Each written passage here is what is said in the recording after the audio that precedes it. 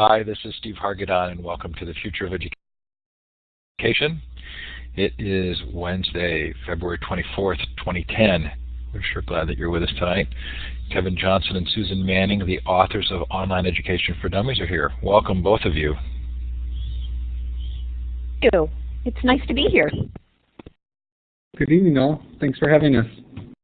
We'll see how well you collaborate in terms of whether one speaks first or you follow, or we'll even give some promptings and cues. You should collaborate quite well, I would imagine, after writing a book together. FutureOfEducation.com is sponsored by Illuminate, my paid job at Learn Central. It's a free educational network, place for educators to gather and to use Illuminate for free and to connect and find others who care about the same curricular or pedagogical interests that you have.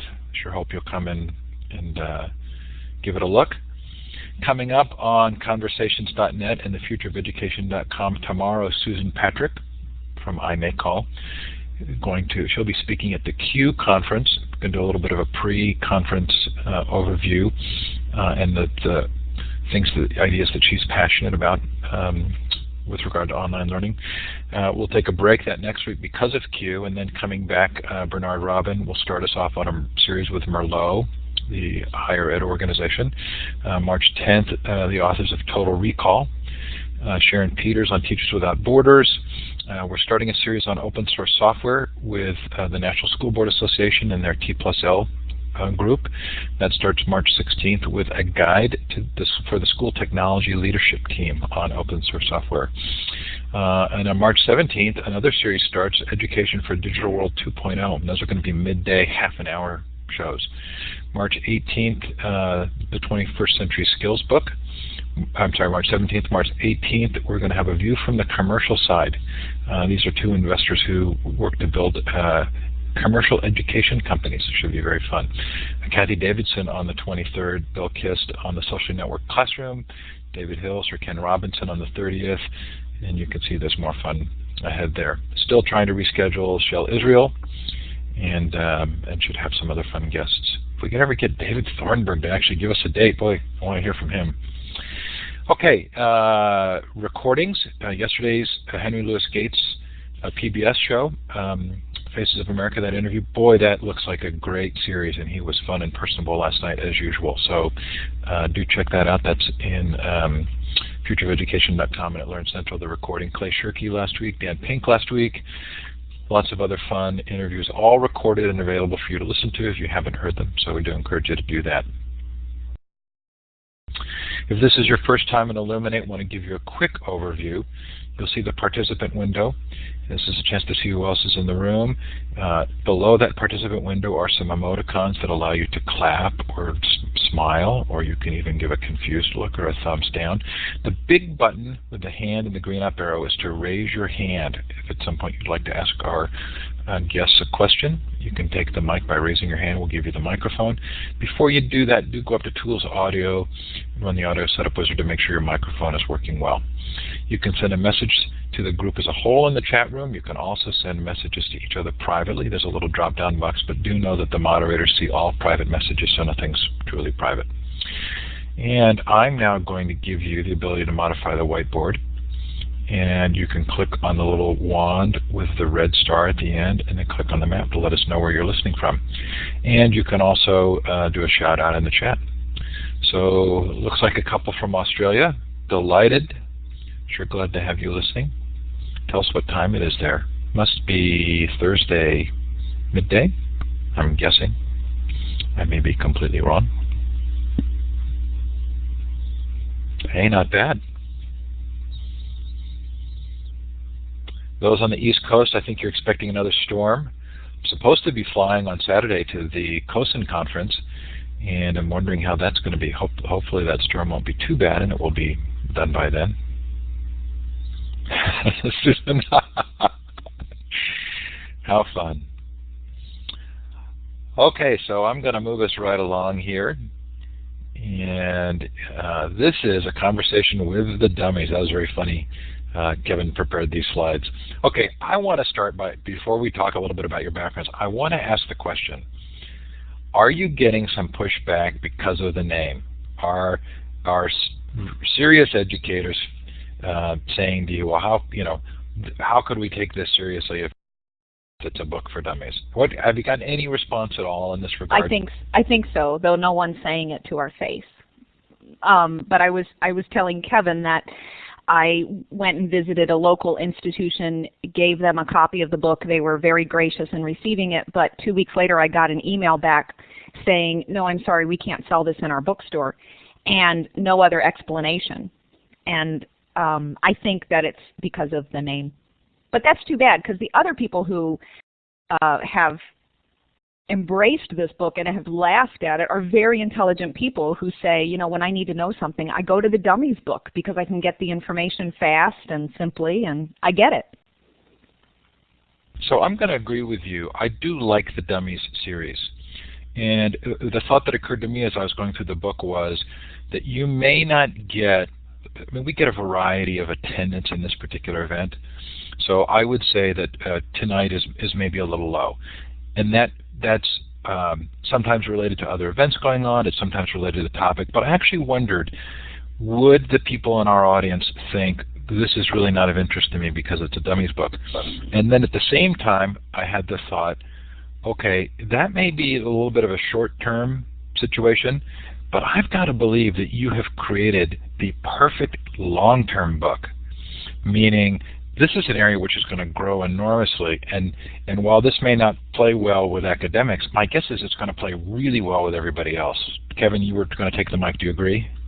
I do, and I think you have to also think about who the audience of this book is written for. And I think the audience that we're worried might reject it based on the name are the actual instructors and academics. And the reality is as much as we want the audience, those members of the academic world to be taking this book, it's because we want them to be able to better prepare their students, who is the true audience of this book. And I think that is the audience that we wrote for, and I think that audience really appreciates the Dummies series and is not giving us any pushback, and we have a lot of support from. Right. And if I can comment on something that Alicia just put in the chat, the idea for the book did not come from us. It came from the editors. They approached us about the idea. They saw the sweeping change in landscape and how many more online programs were available to learners, and especially in light of the recession. This started in, I was approached in February of 2009. So, you know, less than a year ago, really. And I had been asked previously to write other books that frankly, I said, I don't have time and I don't feel like I have something new to offer, so I'm going to say no. But this one, because it was a Dummies brand, I knew that our audience was going to be people who needed to come back to school, and they were coming back to, oh my goodness, a different world. And so we were writing a book that really was going to meet a need and was going to be recognized by the general public. And I didn't really think about the implications with the academic world. Maybe that was short-sighted on my part, but that wasn't my concern. No, and like I said, I actually sort of, as I thought through it, saw something of a little bit of brilliance in it. So you're probably both familiar with the Clay Christensen Disrupting Class predictions about online learning. Do you agree? Are we going to see that kind of just incredible growth? Oh, yeah, we're already experiencing that. You know, and I take a lot of my data is anecdotal from the people that I interact with when I take my kids to school, or when I talk to friends and family on the phone and they tell me, you know, I need to go back to school to pick up a couple of credits, and they're telling me that I should take it online. What's this mean? And the general public is finding this. The general public that's going back to school, whether it's for ongoing professional development or because they want a new degree, they're being offered this choice, but they don't know what that means, and they need that basic information in order to succeed. Another interesting thing is that colleges are, with today's economic times, are unable to meet the needs of their community's growth in their physical buildings. And so they not only are students out there looking for programs, and that schools are actually looking for alternative ways to deliver curriculum because they don't have the physical space nor the money to create the physical space to meet the projected community growth or population growth within their communities. And we've seen that a couple of times here in the area. And as a matter of fact, here in the Chicago area, there's actually a community college that is going to go to forced hybrid courses simply because they don't have enough physical space to meet the needs of all their students, and this is one solution that they're using. So there's kind of two sides to that coin, students' needs as well as institutional needs. Okay, well this is, I'm curious to know from the audience that's here, how many of you have bought or read the book? And use the green check at the bottom of the participant window to indicate that you have seen the book or have a copy.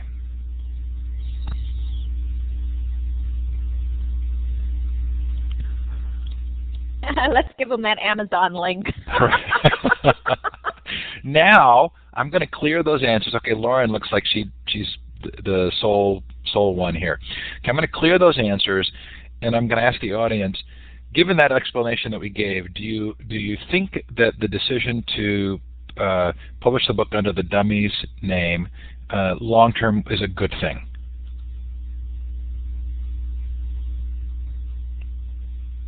And if not, we'd be curious to have you put in the chat what else you would think. One thing that occurs to me is I'm wondering if it might reduce your ability to consult or being taken seriously by the academics, and if that had any impact, if that would even have any impact on you. That's a good question. My entire life is based on consulting now. I've moved from the academic world and the corporate world to being an educational consultant as my life and my income. And I think, you know, again, there are two thoughts here. There's the, you know, it didn't take you much academic rigor, if you will, to write the book in some people's thoughts. And then there's the other side of the coin, which is I understand that this was written for students, it was written at a practical level, and I really appreciate it. And a lot of the people that I have as clients are community colleges that are battling the fact that their retention rates right now are not very high in the online environment, and a lot of that has to do with their online students not being prepared for what is the reality of online education. And we've been able to talk to a few of those and have more conversations in the future on how this book actually can be implemented at an institution to really help students, which in the long run would help retention, which helps them keep students and make more money. So from that perspective, you know, I think it's okay. Not to get too far in the future, but we are actually writing another book, and it is geared towards faculty, and the Dummies name has had an impact on whether or not we want to use the title or the Dummy series to promote that book.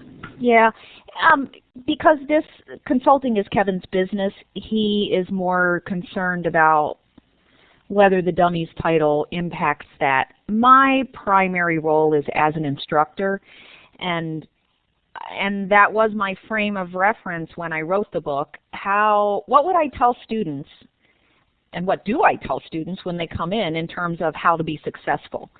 So I wasn't concerned that it was going to affect me in the long run. I see we have a comment in regards to it being a little snobbish to have pushback, and it's really interesting. I'm currently in a doctorate program, which I love, but I've been told on a couple of occasions that in my writing we're not allowed to say so we have to say this writer. And on occasion at the very beginning of my program, I put this author instead of writer, and I got like this, you know, extremely direct emails saying, you're not allowed to use that, you're not an author yet, blah, blah, blah. And it's interesting how some of my professors, don't consider me an author now, while others embrace it quite well, and realize what it takes to write a book. And I think those that have actually gone through the process and know what it takes to write a book, no matter whether it be based on research theory or practical experience, what have you, they understand how much work it is and appreciate at that level alone, let alone the content of the book. Kevin, you just said something that reminded me too when you said it's not research-based. It's not like we made this stuff up.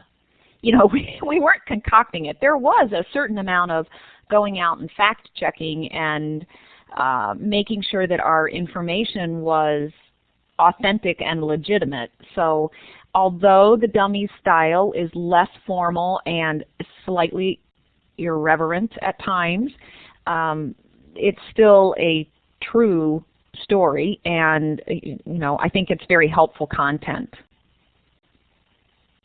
Well, so let's, Kevin, you started to tell us a little bit about your background. Would you kind of give a fuller picture and then maybe segue with how you and Susan met and decided to collaborate, and then Susan, would you do the same? Sure. My background started 20 years ago. Give me a smiley face if you have heard of or used Plato terminals that were developed here at the University of Illinois, but across the country. Ooh, Steve's used Plato. Oh, great, we have a couple. All right. Plato terminals, believe it or not, when I was 15 years old, I was fortunate enough to offer to volunteer for Plato and did some, data entry, which led to, at the same year, a programming job where I was programming Plato terminals for the University of Illinois. And when I went to school, I went into education.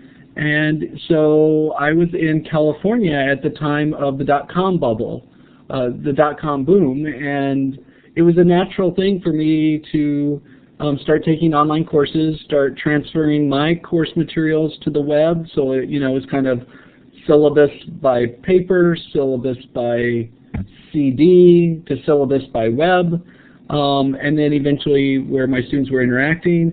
So I've been kind of doing this for almost 20 years, and I moved back to Illinois to help take care of an ill parent and got connected with the University of Illinois, Illinois Online Network, where I was an instructional designer and taught online, and that's where I actually met Susan, fell in love. I took one of her classes. We've meshed immediately, and within a very short period of time actually developed a course together that we still to this day team teach. And as they say, the rest of our history was, or the rest is history, I should say. Okay, so Kevin starts out as this child prodigy, right? My story starts out as an old woman. Not exactly, but I did the very traditional route and finished my degree before I met the husband, before I had the kids. And, when you have children and you live far away from your family, you want to share photos. And so I learned how to create websites and stuff.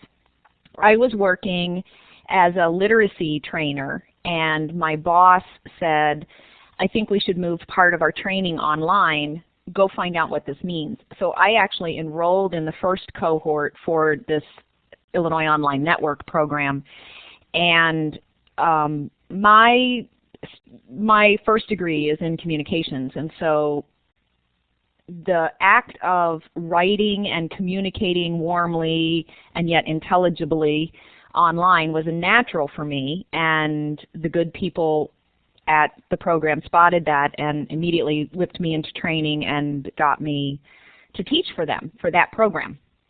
And so that's how I came to online learning, and that was 10 years ago, and my children at the time were toddlers, and that was the only way that I could go back to school, was to do it when they were sleeping. So I developed some very unusual work habits, but they were effective for me, and I just fell in love with the idea that people could be engaged intellectually with the right facilitation. And so that's what I've devoted my life to for the last 10 years. And I teach for a couple different programs, and I focus on pedagogy and instructional design and skills that go along with that, whether it's in real time or asynchronously. About halfway through this journey, I did start to podcast, and I'm co-host of the Learning Times Green Room with Dan Balzer. And we have now, it's been going on for about 4 years, where we think out loud and invite our audience to share in that. So that's my background. And because I met Kevin through my Illinois experience, and as he said, we taught together. When I was approached about writing the Dummies book, because I tend to work collaboratively best, I don't really like to do things by myself, I immediately turned to him and said, "You want to do this?" And he was available at the moment, and I suckered him into it. And no looking back. What tools did you use to work together? Skype, Google Docs. Did we use anything else, Kevin? The phone? We did. We used Illuminate a couple times when we needed to share screens. Oh, yeah. It was, so you all know in the audience, we don't live near each other, so everything we did was from a distance, and to this day, almost a year and a half after this journey began, we have yet to meet any of our editors or any of the publishing people. It was all strictly done from a distance, web conferencing, telephone, and social networking tools. Yeah, so I'm going to interrupt just for a second here, Susan. The poor Math 2.0 folks have bounced around today for different rooms in Illuminate and have landed here by accident. Not sure if it was my accident or theirs, but you're going to see some information in the chat where they're trying to get to the correct rooms. And Maria, please feel free to just keep talking to them in the chat. We'll ignore that as you get squared away, so don't worry about us. Just go ahead and get yourselves squared away. Go ahead, Susan. Oh, I was going to say I remember quite a few moments in the early days where Kevin did have to say, we'd start a conversation in Skype, and he'd say, "Will you please just get into Illuminate so I can show you this?" Because I wouldn't understand what was happening with it could be a template or a font or something like that. And so that was a pretty heavily used collaborative tool in the beginning. Yeah, and this doesn't need to be a commercial for Illuminate. I certainly didn't mean that. I was just curious as to what tools you did use and how they ended up impacting your ability to accomplish this task. I'm fascinated that you haven't, Kevin, you were saying you haven't met anybody who were any of your editors physically? No, and it's interesting because we have such a online persona, both of us. Our pictures are everywhere, our voices are everywhere. We don't even know what these people look like. We have no idea. We've talked to them on the phone, but we've never met in person. We don't have images of them. But at the same time, we know about their families. We know, one of our editors right now is off having her first baby. And so we've been able to build these relationships all from a distance, which has been amazing. And I think together as a team, and yes, I am so thankful for all the work that Susan did, and know that it was a lot of work for both of us, but it took an entire team to put this together, and you do not know how much we appreciate our editors in that. And it's been an amazing journey, and to be able to build those relationships from a distance and build such an amazing product, I think speaks wonders for distance education and distance learning and distance technology tools. Yeah, when we're training our students, we talk to them about the value of being able to work collaboratively in groups, and they kind of glaze over, yeah. But we're living proof that work gets done that way, that you don't have to be in the same city as your coworkers. there was one moment I remember early on. I had never had somebody send me a Word template before, and I really wasn't sure what to do with it. And this was probably one of the times that Kevin pulled me into Illuminate and showed me. But it wasn't behaving as it was described to me that it should. And I thought, I am not going to be able to explain this to the editor in Indianapolis. So I just made her a Camtasia movie so I could show her, this is what happens when I click here and whatnot. And I emailed it to her, and she wrote back, I've never received one of those before. So it's kind of fun when you have the tools at your disposal that you can show people what you mean and use the technology to your advantage. And I wanted to add, we had one of the courses I teach is on writing, so I'm always teaching my students that you have to organize well before you start writing. And it took us, what, Kevin, 6 weeks to come to agreement on the table of contents. But then we only had 4 months to write the rest of the chapters. And so although technology was a part of this, it was really a lot of self-discipline to stay up on those deadlines and to keep ourselves going to get the book written. So I want to kind of delve into kind of the ramifications that you're seeing because of online learning. And one of the things that occurs to me is that I can remember being told, you know, when technology was moving a little bit slower, that it would take the generation who were using the technology to actually grow up to start seeing it implemented in really transformative ways in business and in life. And it feels like that's been enormously shortened, that all of a sudden now a technology comes out, and because of the rapid ability to communicate, to prototype, to experiment, and then to give feedback, a lot of the social networking kinds of things, that the change is taking place very rapidly. So can we look at online education from that standpoint, and can you tell me, maybe Kevin, start with you, what really big things are you seeing where you say, I can see this 5 years out, and my guess is most people don't even realize it's coming? Well, that's a good question, because I think for me, both as a business person and as an academic, I see the collaboration tools, even though we kind of use them now, like you said, there's a lot of people out there that don't know what they are a little nervous about using them.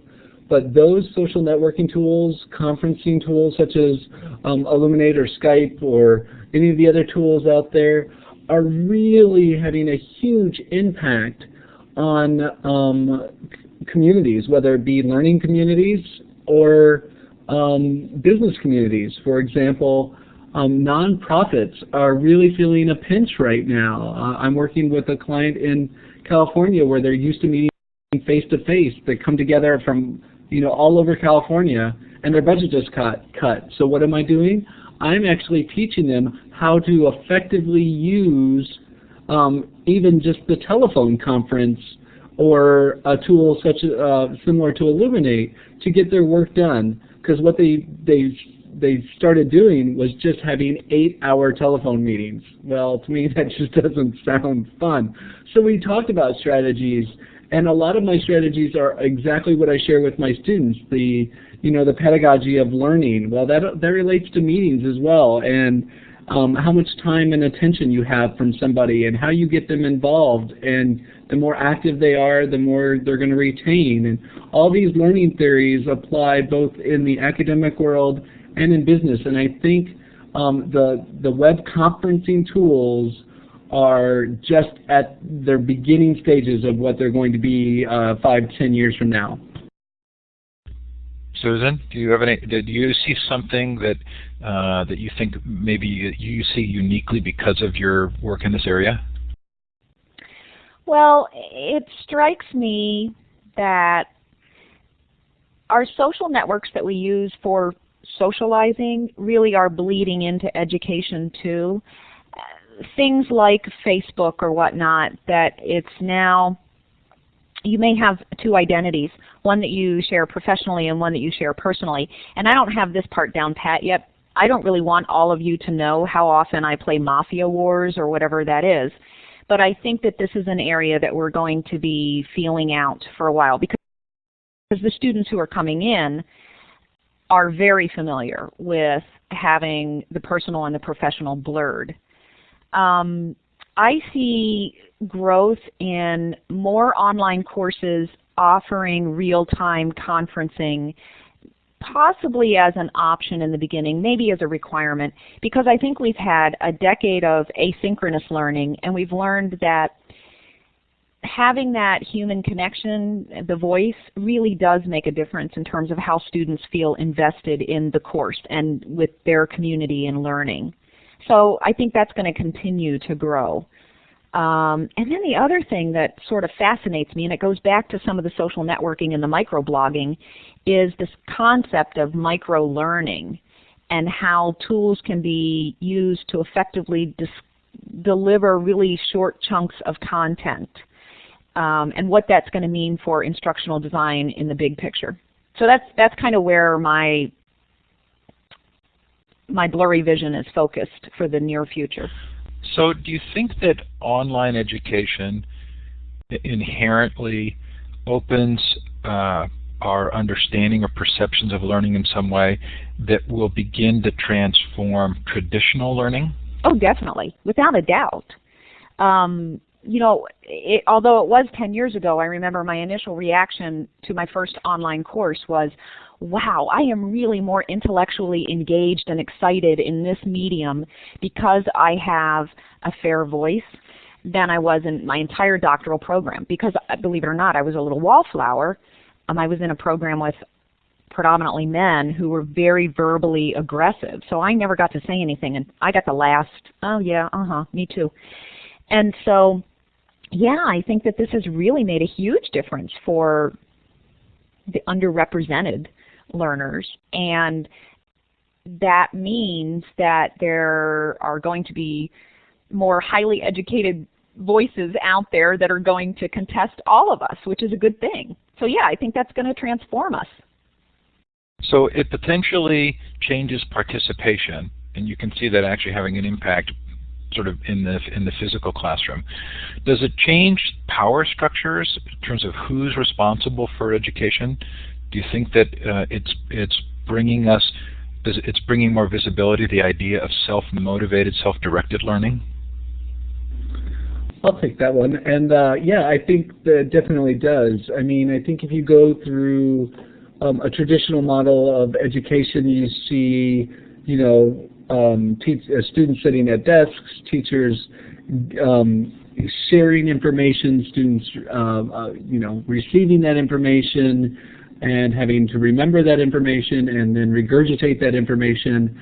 And now the instructor's role, you know, especially in the online environment, is that the instructor has become a facilitator, and the instructor's job is really to help the students, you know, create content and find content and give them the tools to do that.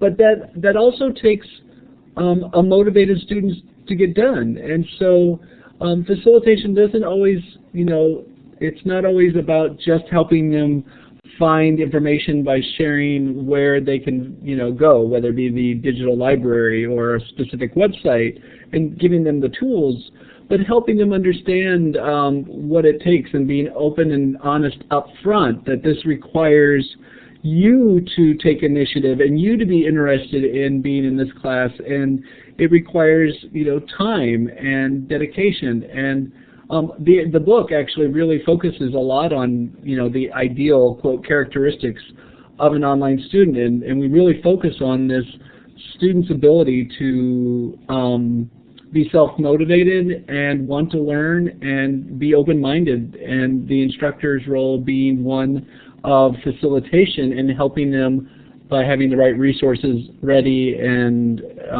sharing experience and facilitating dialogue between the instructor and the students and students, etc. So definitely changing dynamics due to online education. So Michael has a comment in the chat. Michael, I really appreciate your putting that in there. A study that found that teachers in a supplemental virtual school transferred many of the open-ended constructivist practices to from their online teacher to their classroom environments. And this reminds me a little bit of the things that we're learning about virtual worlds in which experiences in the virtual world translate into the physical world. I'm sort of fascinated by maybe a little bit of this feedback that comes back from the new technologies back into traditional ways of doing things.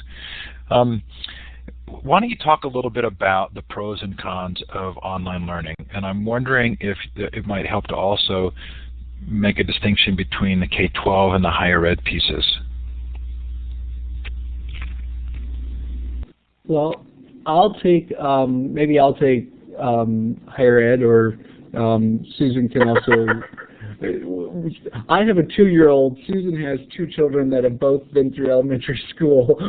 It's been a while, even though my actual master's is in curriculum instruction K-5. There's definitely pros and cons to both, and I think the self-motivation is definitely one. And right now, there's a lack of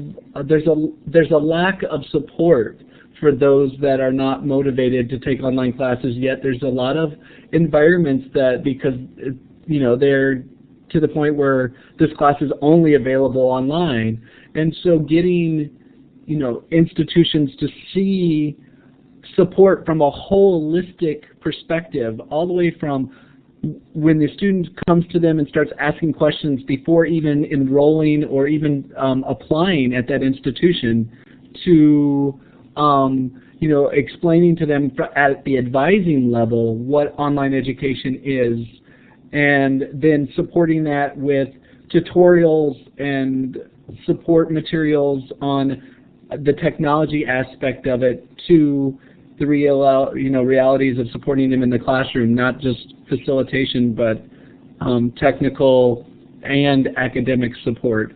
And I think that's a real deficit right now. And institutions are finally starting to realize that they have to look at online education as a holistic component, not just sending students to a virtual classroom and that works out themselves.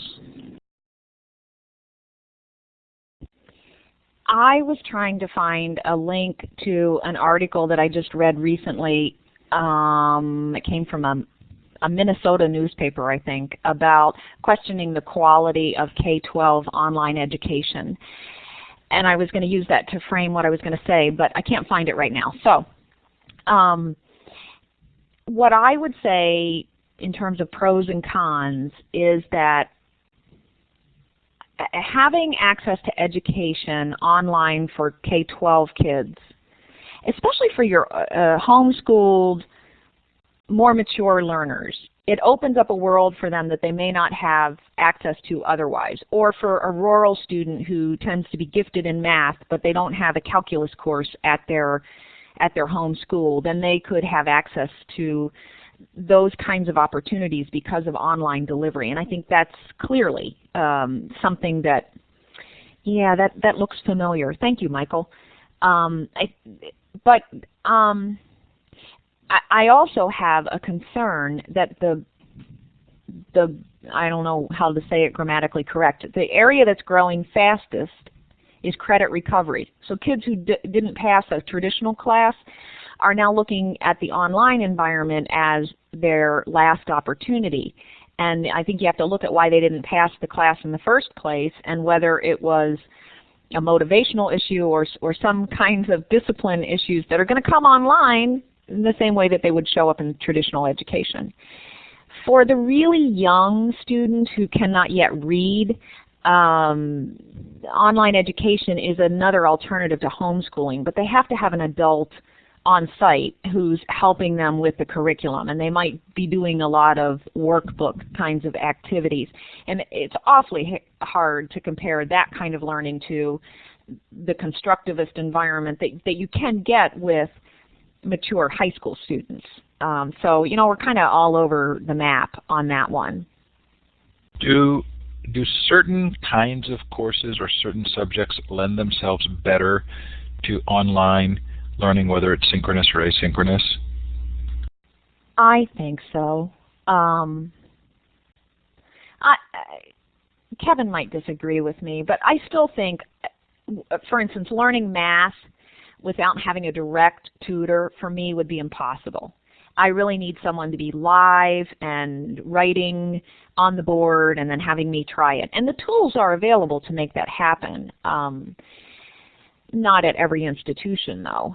So those that require more conceptual thinking, I think, lend themselves really well to the kinds of online. Well, you could do it synchronously, Michael, but I don't think that we've had enough time in the business of learning to get everyone trained to look at it that way. I think also, Susan, you were starting to point out too, kind of touching on learning styles. And I think, for you, learning that specific topic is difficult online, and I think that plays a lot into it. And I have very specific things that I don't want to learn online.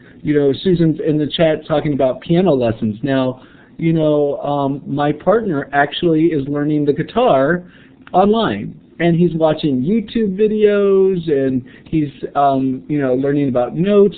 He's completely doing it virtually, and I applaud him. I could never do that.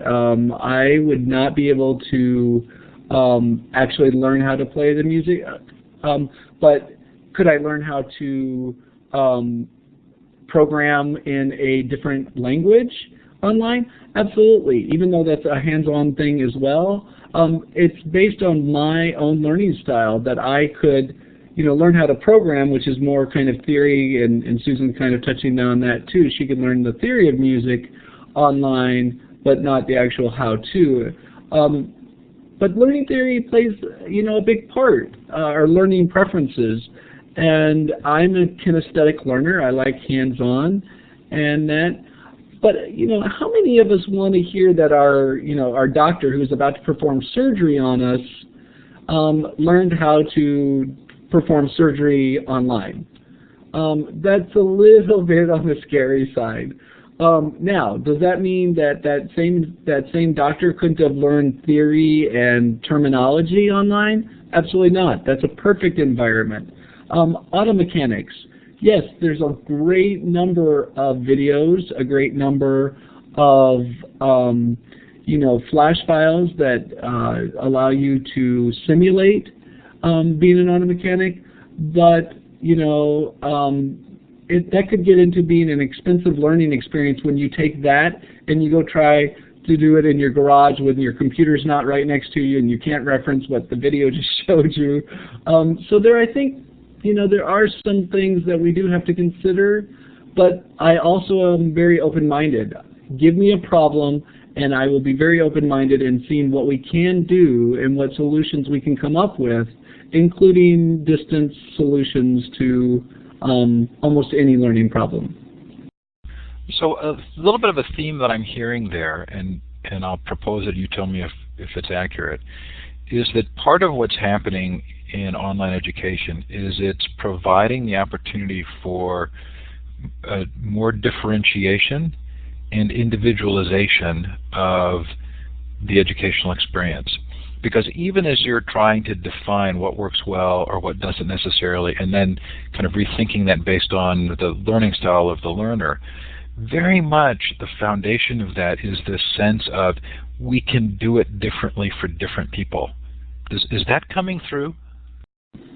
Absolutely, and I think Michael touched on this earlier, that you can do that not only online but in face-to-face. But for example, in my online classes, I might give a project on interviewing a professional in the field.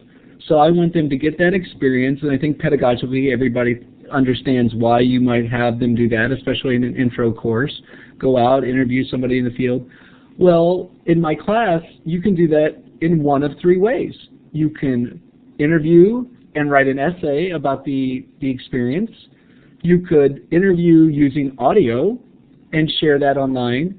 Or if you're technically skilled and motivated enough, you could even videotape that interview and submit it that way. And that same assignment, meeting the same pedagogical goals and objectives can be done in a variety of ways.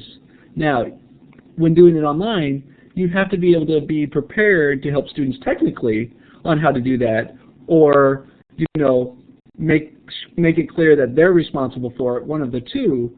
And there are some challenges, but you can reach multiple learning styles in the online environment. And I would add that that also works to the instructor's advantage as well. I'm thinking of an incident that happened in my own class this week where I thought, this is going to be so hard to explain to this person. And so instead I took their text, they were writing instructional objectives of all things, and I copied and pasted them into a document and then created a little jing where I deconstructed and reconstructed in front of their eyes. And the movement of the text and the voice with it all of a sudden made light bulbs go on. And sometimes I think we have to recognize what we can do differently, and differentiation is a great, K-12 people have a different understanding of that, but it's influencing positively those of us who work in higher ed too, in terms of offering instruction in different ways. Okay, so this is really fun for me, and I'm really glad that we're kind of going in these directions. You talk in the book about the dynamics of online learning and how just because you're online doesn't mean that you don't have different kinds of people or personalities. You don't have to deal with different kind of interactions, some of which might even be mean. Do you want to talk a little bit about what is and what is not unique to the online environment? There are people who are overposters, and they're just like the people who are constantly speaking up in class and trying to get too much attention. There are emotionally needy people who want everybody to comment on them and feel slighted when they don't. There are wallflowers who have brilliant ideas, but they need to be encouraged and nurtured. Kevin, what are some of the other kinds? There are those that are full of excuses, that no matter what, they're not going to be on time. Exactly. It's so funny. We've switched from the dog ate my homework to, you didn't get my email? Yeah, every type that you meet in a traditional class, they come to online class, and the students recognize that. Now the nice thing is that you can't see other people rolling their eyes, and so there is hopefully a little more of a decorum and of respect, and maybe an acceptance of some of our oddities. I do want to say too, because I'm also, I know I mentioned my doctorate program, but I don't know if I actually mentioned that my doctorate program is online. And so I'm a student online as well, and I have met some of the most amazing people that are going to be, lifelong friends of mine through, distance learning. And so not only do you have those students that post too much or are full of excuses, but you have some of the most amazing, brilliant minds that come through and have amazing experiences because they've worked in the field that, and they've been there for years, and they have just so much to share with the class. So you get all sorts of personalities, and I am really, really, really glad to have that diversity in class and to be able to share that with have my students share that with me, and also have other students share it with me when I'm a student. And it just has been a wonderful experience, and I can honestly say that I know my online peers better than I've ever known my face-to-face peers. There's a whole fascinating sort of discussion about how we get to know people, and I'm very curious about this because I feel as though oftentimes this is the online medium is better for meeting other people because you're not faced with oftentimes the physical distractions, and you can kind of get to know someone intellectually through an online forum without thinking about that they look like someone that you didn't like 10 years ago or whatever it is. And many people kind of push back on that, but I often will say, well, it reminds me of how romances were built over letter writing, when someone was off at war. And clearly this is the medium doesn't mean that there aren't really significant interactions that can take place. So sort of with that in mind, are there negatives to online education that you hear that you say, yes, that's something to be careful of? What are the potential downsides that you would want to say, yes, those are things to be thinking about? For me, the biggest downside to online education is if you are a student who is not familiar with technology, online education, there's a learning curve. And I think if you are, that's why in the book we tell you what questions to ask when looking at institutions, because you want to know what kind of learning curve it's going to be, because you're already going to have the pressures of academics on you, of meeting deadlines, doing your homework, understanding the curriculum from an intellectual perspective.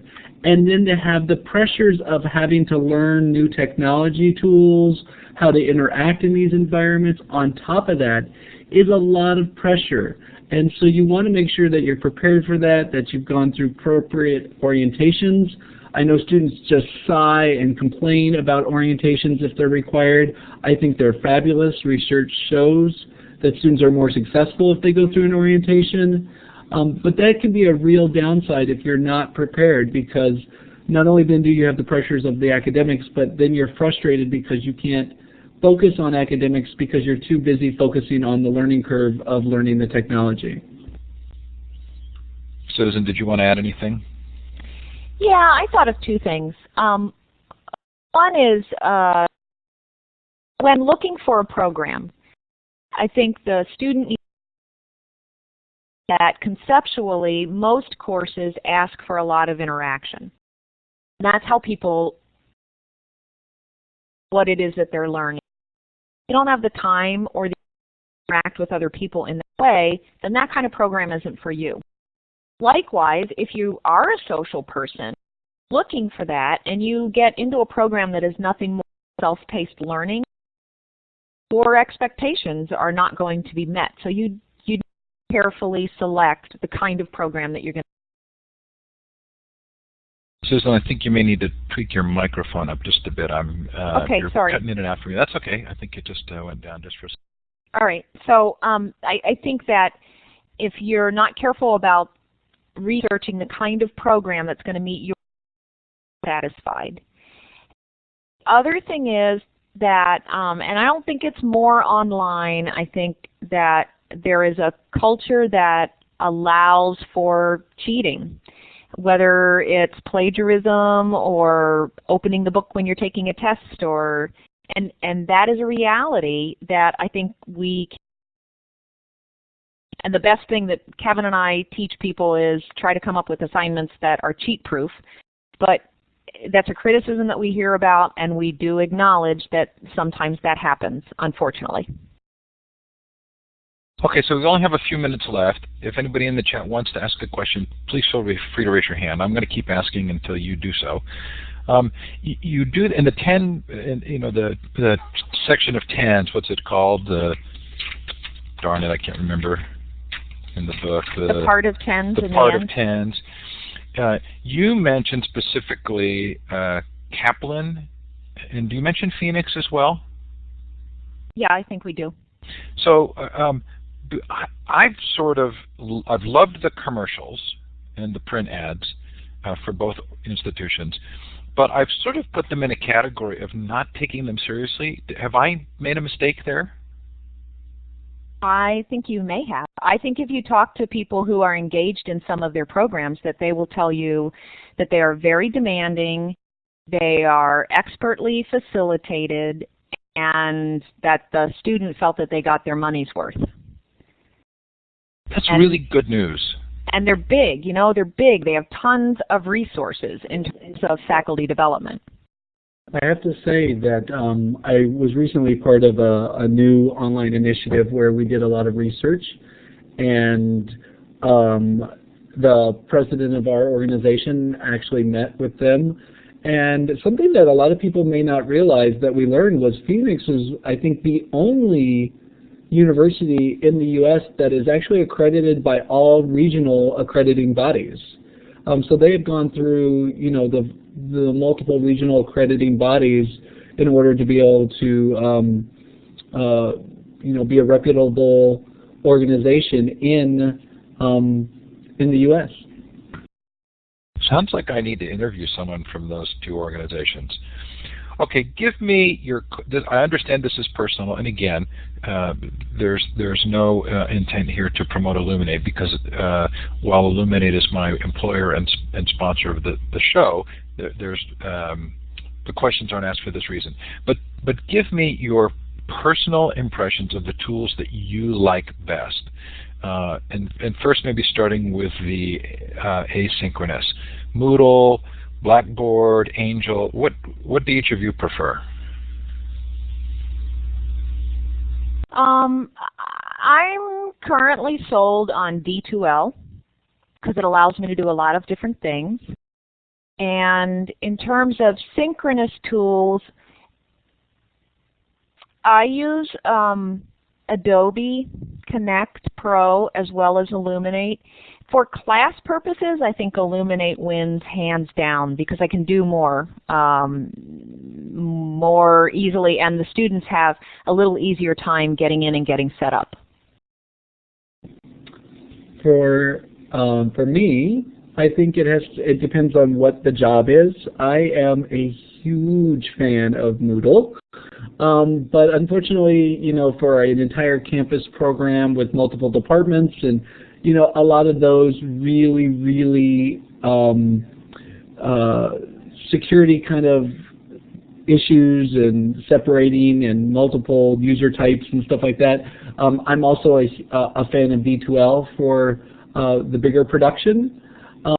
And for synchronous, for me, I too, like Susan, we kind of work in the same circles. We both use Illuminate, Skype, and Adobe.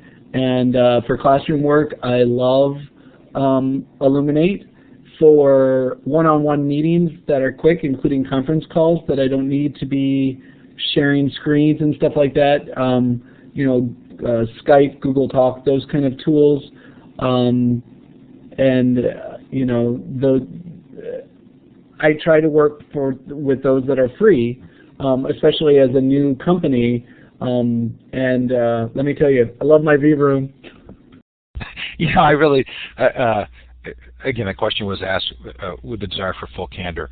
I do love the V-Room as well, and I'm trying to convince the powers that Illuminate to just promote that as an office hours free deal, just so more people would know they can actually, at no cost, get in and use it. Because I would imagine it can only benefit Illuminate to get wider publicity. Because you know, parent-teacher conferences, all of the kinds of things that could be done, to me, are marvelous. But I don't know Adobe or WebEx well enough to know if they have comparable products. Okay, so we are getting close to the top of the hour. I do want to quickly give thanks to Illuminate Learn Central, to C. Bloom and Associates, Charlene Bloom, who's provided some funding that helps me buy the book, but in this case, our guests were kind enough to actually send me a book, and that was most appreciated.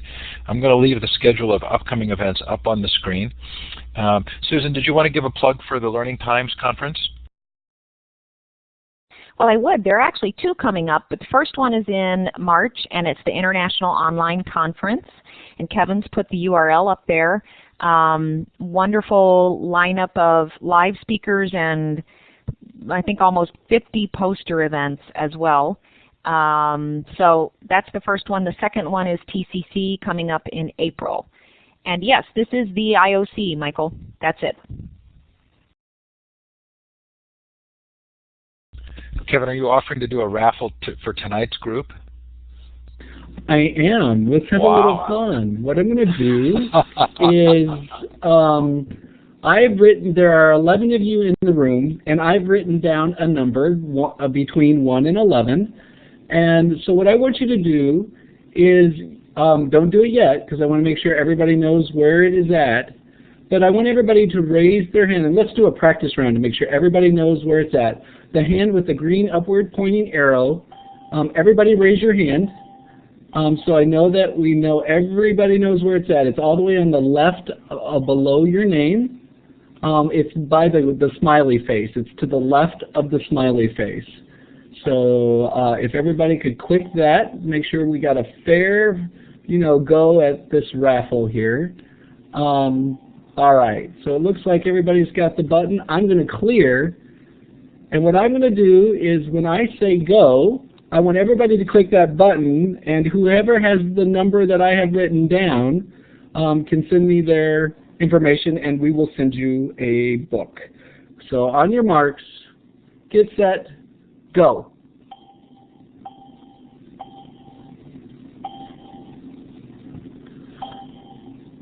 Okay, I'm going to probably say this wrong, but Mukesh, did I say it even close? I'm going to give you my email address in the box.